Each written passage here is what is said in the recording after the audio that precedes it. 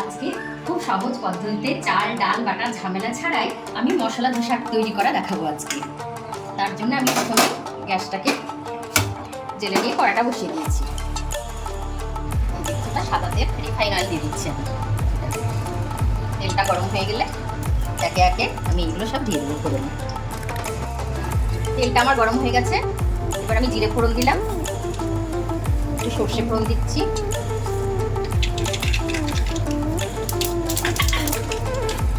ছোলার ডাল ফোড়ন,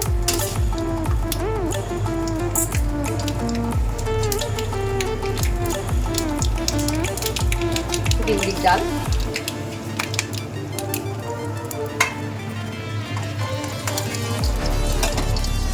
এর মধ্যে দুটো শুকনো লঙ্কা একটু নাড়াচাড়া করে ভেজে নেব। পেঁয়াজ কুচি, পেঁয়াজটা খুব ভাজা করতে হবে না, একটু কালারটা চেঞ্জ হলে ওর মধ্যে আলুগুলো দিয়ে দেবো। পেঁয়াজটা দিয়ে দেওয়ার পর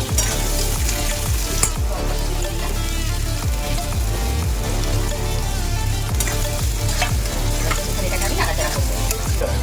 আমি কুড়ো দিয়ে একটু আদাটাকে কুড়ে নিয়েছি, একটু আদা দিয়ে দিলাম। এবার এর মধ্যে আমি একটা কারি পাতা দিয়ে দিচ্ছি, আমার গাছের কারি পাতা। একটু হলুদ গুঁড়ো, স্বাদ অনুযায়ী লবণ দিচ্ছি।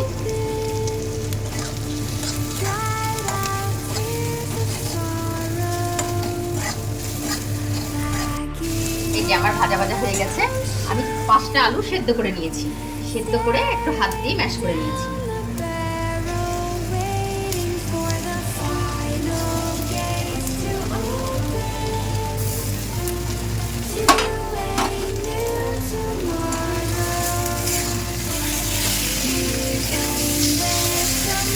মশলাটাকে করা দিলে এই সামান্য একটু জল দিচ্ছি, এই আলুটা একটু নরম হয়ে থাকবে, শক্ত হয়ে গেলে ধোসার উপরে ভালো লাগবে না।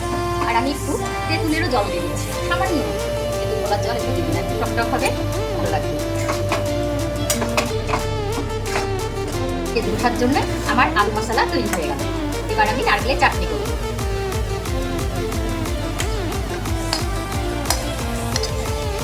ধোসার জন্য চাটনি করব, নারকেলের চাটনি করবো, তার জন্য আমি গ্যাস জ্বালিয়ে এই তাওয়াটা বসিয়ে দিচ্ছি।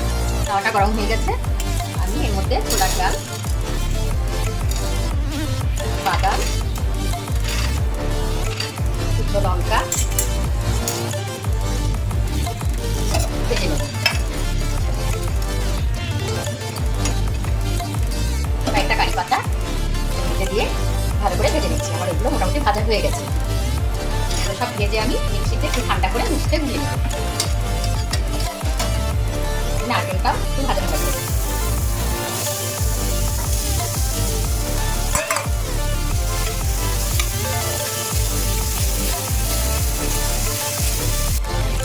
এই যে আমার সব নারকেল কারি পাতা সব ভাজা হয়েছে, দারুণ একটা গন্ধ বেরোচ্ছে, খুব মিষ্টি গন্ধ। এবার এটাকে আমি মিক্সি জারে ঢেলে নেব। এর মধ্যে আমি একটা লঙ্কা ভেঙে দিলাম, আর একটু আদা, আর স্বাদ অনুযায়ী একটু লবণ, আর মিষ্টির জন্য হাফ চামচ মতো চিনি, আর একটু তেঁতুল গোলা জল টক করার জন্য, আর একটু সামান্য জল দিয়ে আমি মিক্স থেকে বেটে নেবো এটা। এই যে তাহলে এবার আমার তৈরি হয়ে যাবে ধোসার জন্য চাটনি। আমি মিক্সি থেকে একটু বেটে নিয়ে আসি এটা। এই যে ছোট মিক্সি জারটা নিয়েছিলাম, এটা আমার হয়নি, আমি বড়টাই নিয়ে এই যে পেস্টটা বানিয়ে নিলাম। এবার এটাই আমি তড়কা দেবো। দারুণ একটা সেন্ট বেরোচ্ছে, খুব ভালো লাগছে, জানি না খেতে কেমন হবে। যে চাটনিটা করলাম আমি নারকেলের, এবার আমি তাকে ফোড়ন দেবো তার ভিতরে, তাই একটু 1 চামচ মতো রিফাইন অয়েল দিয়ে দিলাম।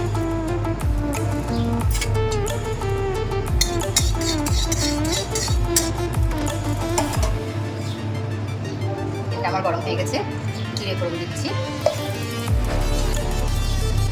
একটু সর্ষে ফোড়ন, কালো সর্ষে, লঙ্কা ফোড়ন, একটু বিউলির ডাল, একটু ছোলার ডাল,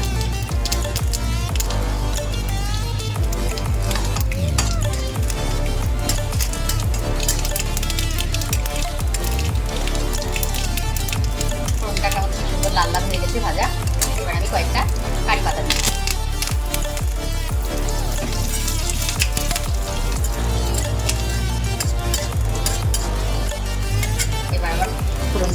এই চাটনির মধ্যে দিয়ে দিচ্ছি।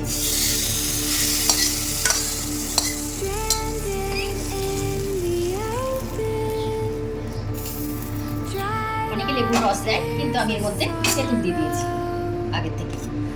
আমার চাটনিটা রেডি হয়ে গেল ধোসার জন্য।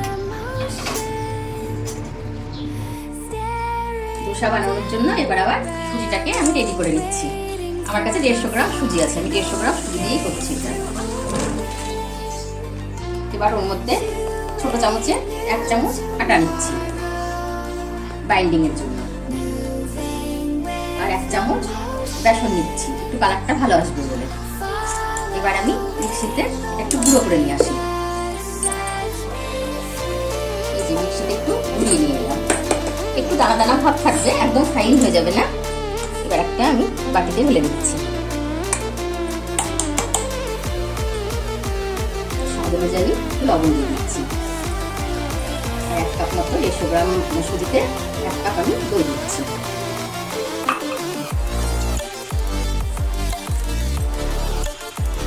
ভালো করে দই দিয়ে মিশিয়ে নিলাম। এটাকে নেওয়ার পর জল দিতে হবে ব্যাটারটাকে তৈরি করার জন্য। আমি 1 কাপ মতো জল নিয়েছি, দেখি কতটা লাগে।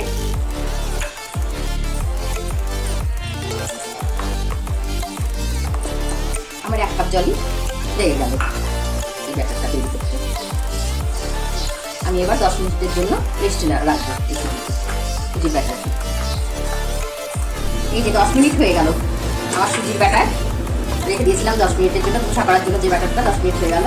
এবার আমি এতে একটু খাবার সোডা দিচ্ছি, ছোটো চামচেরও এই 1 চিমটে মতো খাবার সোডা দিয়ে আমি আবার ভালো করে নাড়িয়ে দিচ্ছি। এইভাবে একটু ভালো করে ফেটিয়ে নেবেন 5 মিনিট। আমার ব্যাটারটা রেডি হয়ে গেল এই যে ধোসা তৈরি করার জন্য।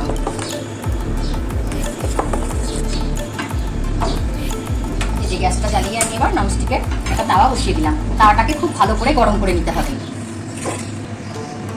এই যে আমার তাওয়া গরম হয়ে গেছে, একটু তেল ব্রাশ করে নিচ্ছি তাওয়াতে। এবার তাওয়াটাকে ঠান্ডা করার জন্য আমি একটু জল দিয়ে দিচ্ছি। গ্যাসটাকে এবার মিডিয়ামে করে দিচ্ছি, হাইয়ে রাখা যাবে না, হাইয়ে রাখলে পরে ধোসাটা উঠবে না। এবার আমি ধোসার ব্যাটারটা 1 চামচ করে দিচ্ছি। এই যে এবার একটু তেল ব্রাশ করে দিচ্ছি। এটা আস্তে আস্তে কি সুন্দর কালার আসছে।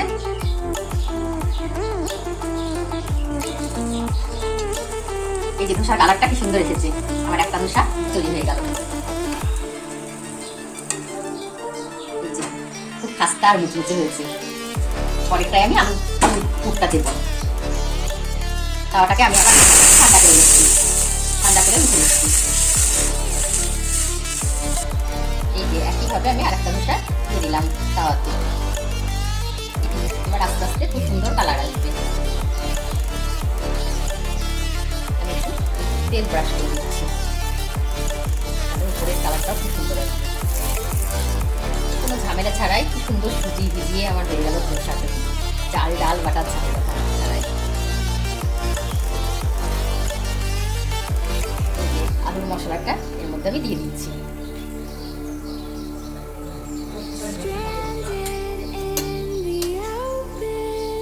এই যে আমার মশলা ধোসা রেডি।